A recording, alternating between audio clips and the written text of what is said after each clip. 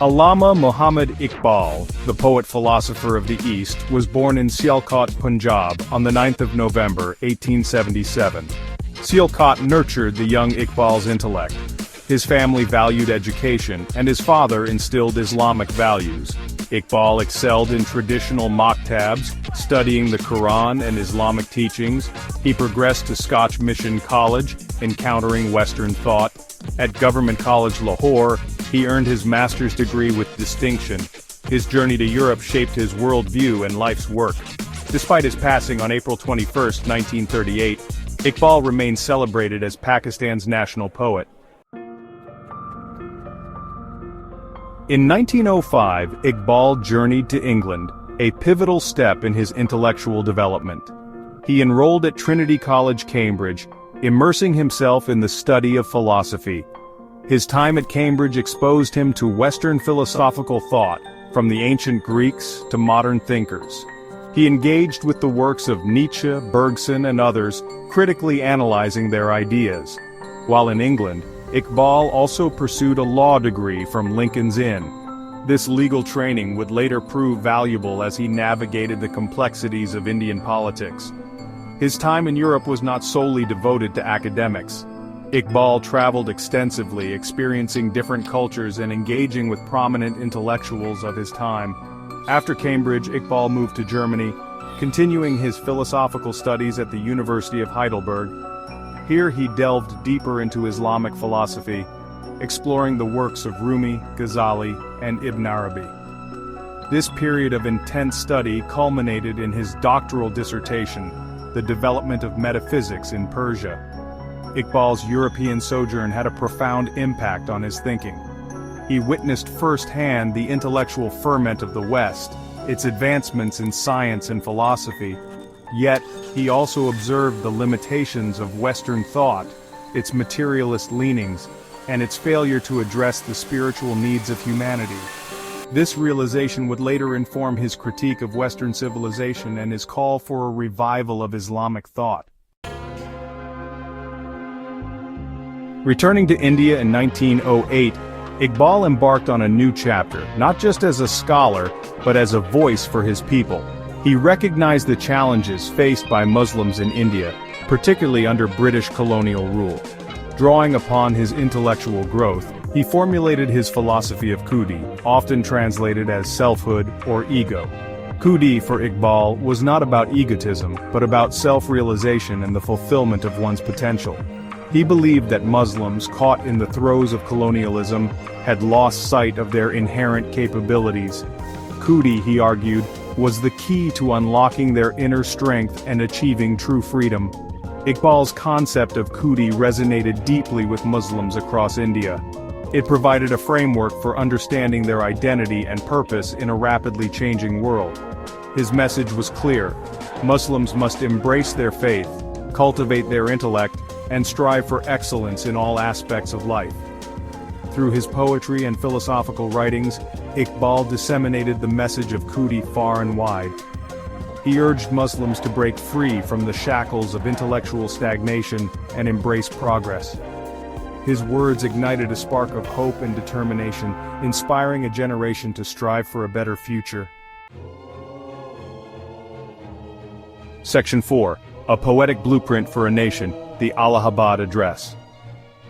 As Iqbal's influence grew, so did his engagement with the political landscape of India. The Indian National Congress, dominated by Hindus, was pushing for independence from British rule. However, Iqbal and many other Muslim leaders harbored concerns about the fate of Muslims in a Hindu-majority independent India. In 1930, at the annual session of the Muslim League in Allahabad, Iqbal delivered his most significant political address. In this landmark speech, he articulated his vision for a separate Muslim state within India. He argued that Muslims, with their distinct culture, history, and aspirations, could not fully flourish within a Hindu-dominated nation. Iqbal's Allahabad address sent shockwaves through Indian politics. It provided a clear articulation of Muslim aspirations for self-determination. While some criticized his stance as divisive, others hailed it as a visionary call for Muslim empowerment. The Allahabad address was not just a political speech, it was a poetic blueprint for a nation in waiting.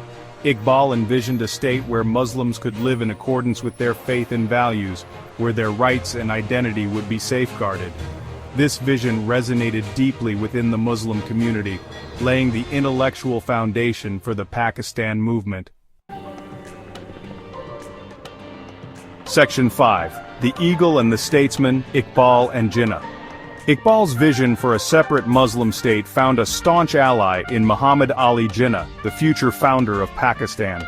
The two men shared a deep understanding of the political realities of India and the challenges faced by Muslims. Though separated in age and temperament, they forged a powerful partnership. Iqbal recognized Jinnah's leadership qualities and his unwavering commitment to Muslim interests. He believed that Jinnah was the only leader capable of uniting Muslims and leading them to their goal of a separate homeland. Their correspondence reveals a shared vision and a deep mutual respect. In letters and meetings, Iqbal urged Jinnah to return to India from England and take the helm of the Muslim League. He believed that Jinnah's legal acumen, political experience, and unwavering determination were crucial to the success of the Pakistan movement. Iqbal's persuasion proved decisive. Jinnah, inspired by Iqbal's vision and recognizing the urgency of the situation, returned to India in 1934 and revitalized the Muslim League. Under his leadership, the demand for Pakistan gained momentum, transforming from an idea into a mass movement. The Eagle, as Iqbal was often called, had found its statesman. Section 6. Resisting a Single Dominion, Iqbal at the Round Table Conferences. The British government, grappling with the complexities of Indian nationalism, convened a series of roundtable conferences in London to discuss constitutional reforms in India. Iqbal participated in the second and third conferences, held in 1931 and 1932, respectively. At the conferences, Iqbal forcefully articulated the Muslim perspective, emphasizing the need for safeguards and guarantees for Muslim rights in any future constitutional arrangement. He argued that a unitary system of government, as proposed by the Congress, would inevitably lead to the marginalization of Muslims. Iqbal's interventions at the roundtable conferences were significant in highlighting the Muslim League's opposition to a Hindu-dominated India. He argued that Muslims were a distinct nation with their own identity, culture, and aspirations. He rejected the Congress's claim to represent all Indians and called for a separate electorate for Muslims. While the roundtable conferences ultimately failed to produce a consensus on constitutional reforms, Iqbal's participation was crucial in advancing the Muslim League's position. His arguments and pronouncements laid the groundwork for the demand for Pakistan, which would gain momentum in the years to come. Section 7. A Legacy Woven in Verse, Iqbal's Enduring Impact. Allama Iqbal passed away on 21 April 1938, leaving behind a legacy that continues to inspire millions. His poetry, imbued with the spirit of Khudi and the dream of Pakistan, remains a source of immense pride. Iqbal's literary works have left an indelible mark on Urdu and Persian literature. His poetic voice transcended geographical boundaries, exploring themes of love, faith, and reason. His verses continue to resonate with people from all walks of life. Among his renowned works are Asrar-e-Khudi and Rumuz-e-Bekhudi, Bangi-Dara, and Bali Jibril. Iqbal's birthday, 9th November, is celebrated annually as Iqbal Day in Pakistan. It is a day to commemorate his life and vision. His message of self-reliance, faith, and striving for excellence remains relevant today. Allama Iqbal's impact extends far beyond the borders of Pakistan. His ideas continue to inspire generations to strive for a just and equitable world. His message of hope, self-discovery, and the pursuit of knowledge continues to illuminate the path for humanity. He remains a beacon of inspiration, a testament to the power of ideas to shape destinies and inspire nations.